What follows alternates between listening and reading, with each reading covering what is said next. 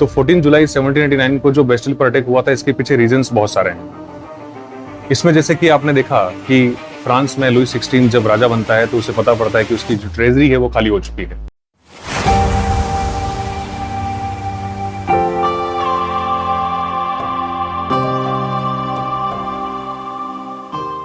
Hello friends, मैं हूं सोहन सिंह सारंगदेव।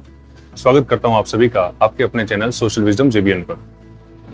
दोस्तों, आज के इस वीडियो में हम लोग क्लास 9 की हिस्ट्री का जो फर्स्ट चैप्टर है फ्रेंच रेवोल्यूशन, उसे आगे बढ़ाते हुए समझने की कोशिश करेंगे कि कैसे फ्रांस में मोनार्की को अबोलिश करके वहां पर कॉन्स्टिट्यूशनल मोनार्की सेटअप कर दी गई। इससे पहले अपन इस चैप्टर के 3 पार्ट कवर कर चुके हैं और इन 3 पार्ट्स में हमने देखने की कोशिश की कि कैसे लोगों ने बेस्टिल पर अटैक किया।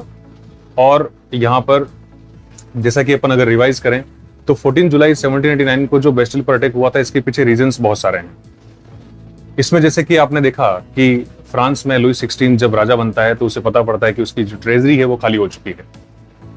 तो ट्रेजरी खाली होने के पीछे कई सारे रीजंस थे, जैसे कि इसमें फर्स्ट एंड फॉरमोस्ट रीजन आता है कि फ्रांस ने अमेरिका की मदद की, 13 अमेरिकन कॉलोनीज को फ्री करवाया ब्रिटिश ऑक्यूपेशन से। इससे उसके ऊपर कर्जा हो गया और इसके साथ ही अगर अपन देखें कि उसने जो कर्जा लिया था उसके ऊपर 10% इंटरेस्ट लगता था उसका। और इसके साथ साथ कुछ और भी रीजंस हैं इसमें, जैसे कि एक्स्ट्रावेगेंट कोर्ट का होना, आर्मी को मेंटेन करना, गवर्नमेंट ऑफिसेस को चलाना, यूनिवर्सिटीज को चलाना। तो एक कह सकते हैं कि शाही ठाट बाट थे उनके, खर्चे ज्यादा थे, इनकम कम थी।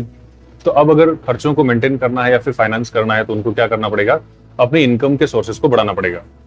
तो हम यहां तक आ चुके थे कि टैक्सेस को राजा को बढ़ाने पड़ेंगे। दूसरी तरफ अगर अपन देखें तो फ्रांस की जो सोसाइटी है वो 3 एस्टेट्स में डिवाइडेड है। फर्स्ट एस्टेट के अंदर क्लर्जी, सेकंड एस्टेट के अंदर नोबिलिटी और थर्ड एस्टेट्स के अंदर बाकी सारे जो लोग बचते हैं वो आते हैं। इसमें ये भी देखा हमने कि फर्स्ट और सेकंड एस्टेट के पास कुछ प्रिविलेजेस थे बेस्ड ऑन बर्थ, और इसके अलावा थर्ड एस्टेट के पास कोई प्रिविलेजेस नहीं है, कोई राइट्स नहीं है। हमने ये भी देखा यहाँ पर कि थर्ड एस्टेट के लोगों को ही टैक्स पे करना था। हमने टैक्स की बात की, हमने इसमें यह समझने की कोशिश की कि 90% लोग यहाँ पर पीजेंट्स थे थर्ड एस्टेट के अंदर। उन्हें कई सारी चीजों से सफर करना पड़ रहा था, उनकी लाइफ हार्डशिप से गुजर रही थी। जैसे अपन बात कर रहे थे इसके अंदर एक सब्सिस्टेंस क्राइसिस की, जैसे कि फ्रांस की पॉपुलेशन जो है बहुत तेजी से बढ़ती है। पॉपुलेशन के बढ़ने से हर चीज की डिमांड बढ़ती है। जैसे इसमें अगर अपन देखें तो फूड ग्रेन की शॉर्टेज यहाँ पर देखने को मिलती है, चीजों की प्राइसेस तेजी से बढ़ती है, लोगों के वेजेस फिक्स्ड कर दिए गए हैं। और अगर प्राइसेस बढ़ रही है चीजों की तो वेजेस भी तो बढ़ने चाहिए, बट ऐसा नहीं हो रहा होता है। तो इस तरह के कुछ रीजंस थे, social causes, economic causes, political causes. Political causes के अंदर बड़ा सिंपल था कि लोगों के पास कोई राइट्स नहीं है, लोगों को अपने रूलर को चुनने का कोई अधिकार नहीं है। अब यहां पर क्या होता है कि जैसे हमने देखा कि अगर राजा को टैक्स बढ़ाना है तो उसको एस्टेट जनरल की मीटिंग बुलानी पड़ेगी, वो अकेला टैक्सेस नहीं बढ़ा सकता। तो प्रीवियसली हमने देखा इसके अंदर कि एक मीटिंग बुलाई गई थी 1614 के अंदर, और अब इस बार मीटिंग बुलाई गई 5 मई 1789 को। इस मीटिंग के अंदर तीनों एस्टेट्स के लोग थे, 300, 300 प्लस 600 लोगों में एक चीज खास तौर से ध्यान रखिएगा आप यहाँ पर कि सिर्फ वेल्दी पीपल को, मोर एजुकेटेड, मोर वेल्दी पीपल को यहाँ पर एंट्री दी गई थी। पुअर क्लास के लोग इसमें शामिल नहीं किए गए थे, बट हाँ, उनकी डिमांड्स को 40,000 लेटर्स में ये थर्ड एस्टेट के लोग अपने साथ लेकर आए थे। देखिए, इस मीटिंग के अंदर हमने देखा कि मीटिंग फेल हो गई थी। इस मीटिंग के फेल होने के पीछे जो रीजन देखा हमने, वो रीजन क्या था? Voting system. थर्ड एस्टेट के लोग वोटिंग सिस्टम, एक नए वोटिंग सिस्टम की डिमांड कर रहे थे। और ये इस बार कौन सा सिस्टम डिमांड कर रहे थे? Voting system. तो आप कह सकते हैं इसके अंदर कि हर इंसान के पास क्या होगा? सिंगल वोट होगा। और पहले जो सिस्टम था वोटिंग का, वो हमने देखा कि हर एस्टेट का एक वोट होगा, लेकिन इस बार वोटिंग सिस्टम नए तरीके से यहाँ पर लोग डिमांड करने लग गए थे। इस वोटिंग सिस्टम को अगर राजा स्वीकार कर लेता तो आप सोचें कि क्या टैक्स वो बढ़ा पाता? नहीं। इस तरह से थर्ड एस्टेट के लोगों की इस डिमांड को राजा ने रिजेक्ट कर दिया, और जब राजा ने इस डिमांड को रिजेक्ट किया तो थर्ड एस्टेट के लोगों ने वॉकआउट कर दिया। वॉकआउट किया मतलब थर्ड एस्टेट के लोग एस्टेट जनरल की मीटिंग से बाहर चले जाते हैं, और ये फिर से 20 जून को मिलते हैं 1789 के अंदर इंडोर टेनिस कोर्ट हॉल के अंदर। वहां मिलके इन लोगों ने अपने आप को नेशनल असेंबली डिक्लेयर कर दिया। नेशनल असेंबली डिक्लेयर किया और इन्होंने वहां पे फ्रांस का कॉन्स्टिट्यूशन बनाने की शपथ ली।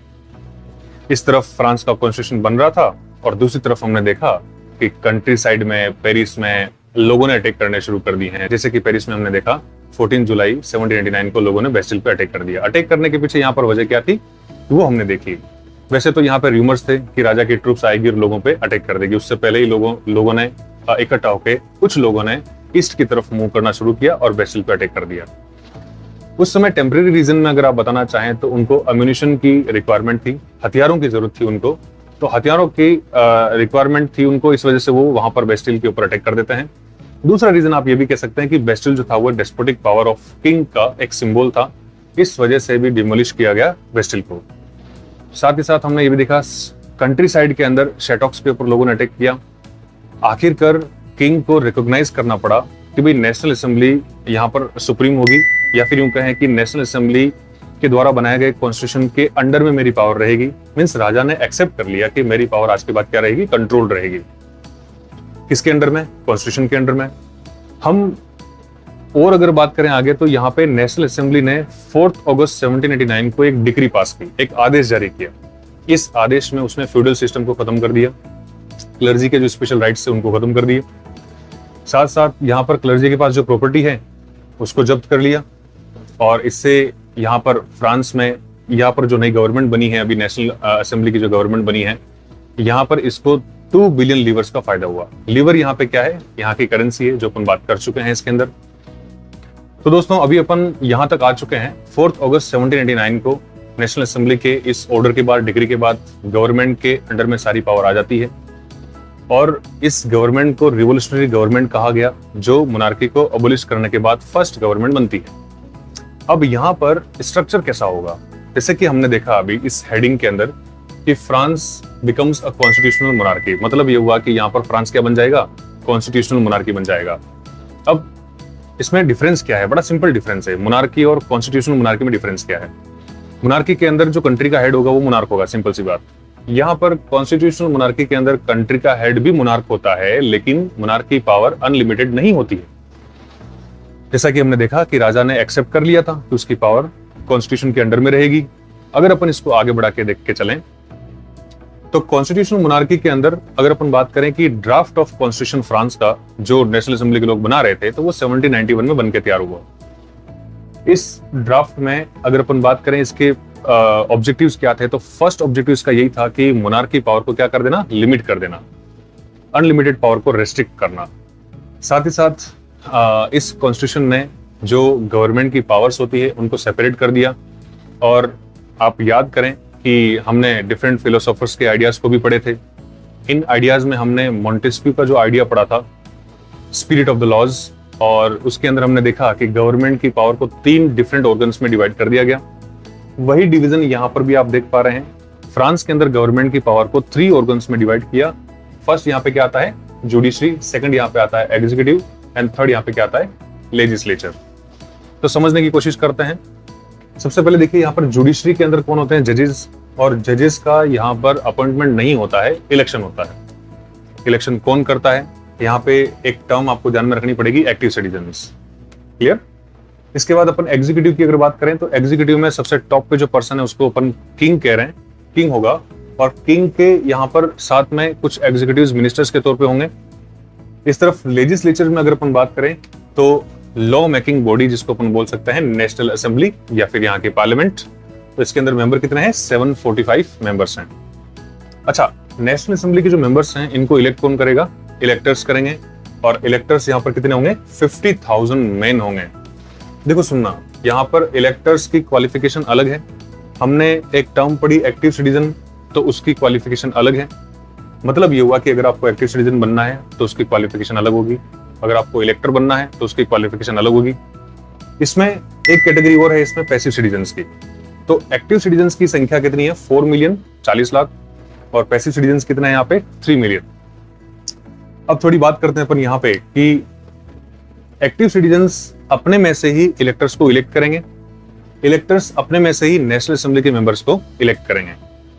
यहां पर अगर नेशनल असेंबली का कोई भी बिल लॉ बने उससे पहले अगर राजा चाहे तो उसके ऊपर वीटो लगा सकता है। वीटो लगाने का मतलब लॉ बनने से पहले उसको रोक देना।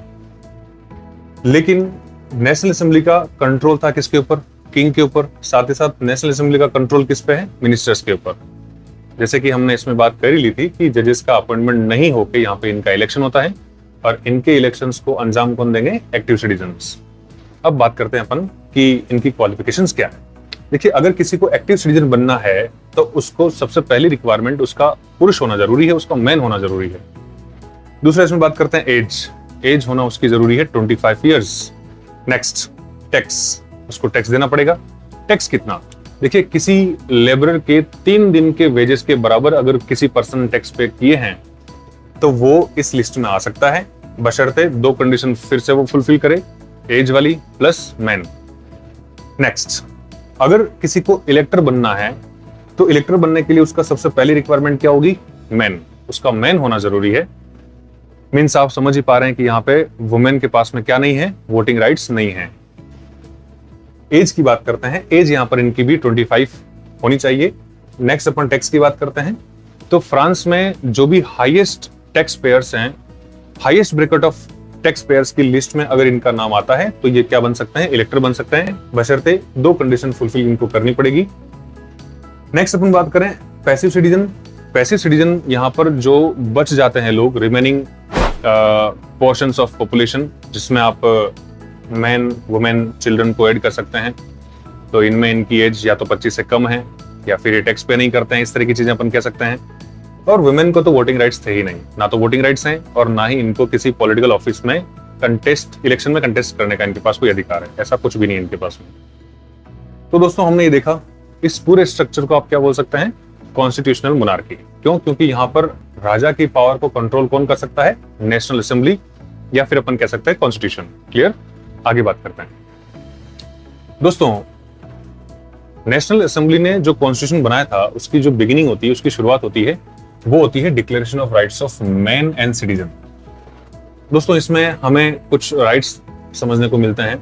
तो इन राइट्स में अपन बात करते हैं सबसे पहले राइट टू लाइफ, आप जानते हैं, जीवन जीने का अधिकार। और इसके बाद अपन बात करते हैं freedom of speech and opinion, you can say freedom of speech and expression, है ना, जैसे बोलने की आजादी, आपके व्यूज को, आपके ओपिनियंस को एक्सप्रेस करने की आजादी, जो कि बहुत जरूरी है। और मोनार्की के टाइम पर आप जानते हैं सेंसरशिप हर तरफ थी, जैसे कि राजा के खिलाफ अगर आप कुछ बोलेंगे अंजाम बुरा हो सकता है। नेक्स्ट इसमें आता है इक्वलिटी बिफोर लॉ। दोस्तों, इक्वलिटी बिफोर लॉ आप जानते ही हैं, every person is equal before the law. हर एक इंसान कानून की नजर में क्या हो जाएगा? इक्वल हो जाएगा।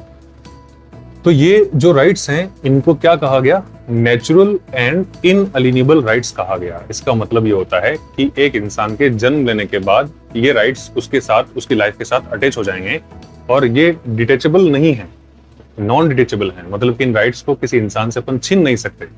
तो क्या कहा गया इनको? Natural and inalienable rights of man. अब यहाँ देखना आप कि कहीं पर भी आपको वुमेन लिखा हुआ नहीं दिख रहा है ना? तो वुमेन का पार्टिसिपेशन अपन इसके बाद जो देखेंगे आने वाले पार्ट्स में, उसमें अपन डिस्कस करेंगे कि एक लेडी का नाम है most revolutionary women of France, जिसका नाम है ओलिम्प डी गौजिस। तो उसने खुद ने यहाँ पर क्या लिखा था? Declaration of rights of women and citizen. तो वो अपन बाद में डिस्कस करेंगे।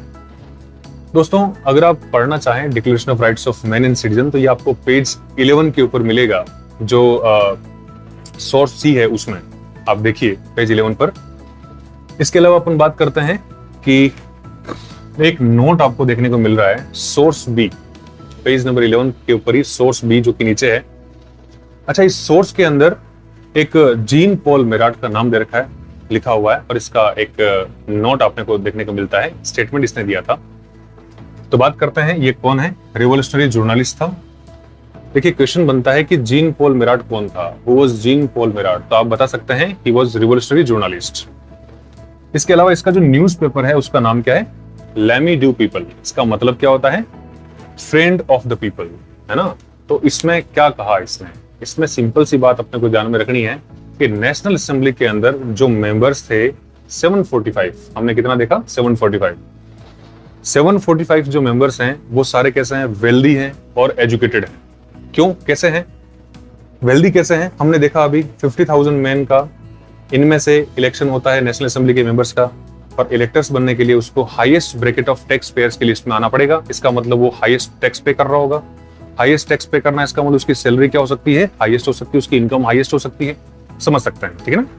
चलिए, तो इसने क्या कहा था, लैमिडी पीपल, इस न्यूज़पेपर के अंदर इसने, जीन पॉल मेराट ने, कि नेशनल असेंबली के अंदर जो पुअर क्लास के जो लोग हैं उनका रिप्रेजेंटेशन बिल्कुल भी नहीं है।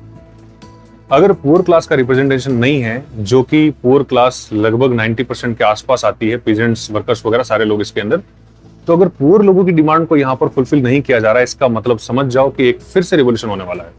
या फिर जिस तरह से लोगों ने मोनार्की को फिनिश किया, उसी तरह से लोग इस नेशनल असेंबली को भी फिनिश कर सकते हैं, खत्म कर सकते हैं। ये बात लिखी गई थी इनके इस न्यूज़पेपर के अंदर, ये अपने को ध्यान में रखनी है। तो क्या लिखा ये शायद अपन से ना पूछे, बट ये ध्यान रखना कि न्यूज़पेपर लैमिडी पीपल क्या है, न्यूज़पेपर है। दूसरा, इसका मीनिंग आपसे पूछ सकते हैं, किसने लिखा वो पूछ सकते हैं। और ये जीन पॉल मेराट था कौन, तो रिवोल्यूशनरी जर्नलिस्ट। ये आपको सोर्स बी में मिलेगा, पेज नंबर 11 के ऊपर। और पेज अगर अपन 11 के ऊपर ही फिगर नंबर 8 को देखें अपन, जैसा कि आपको इसमें साइड में शो हो रहा है, तो इस पेंटिंग के अंदर आप देख पा रहे हैं दो लेडीज जो टॉप पे आपको दिख रही है।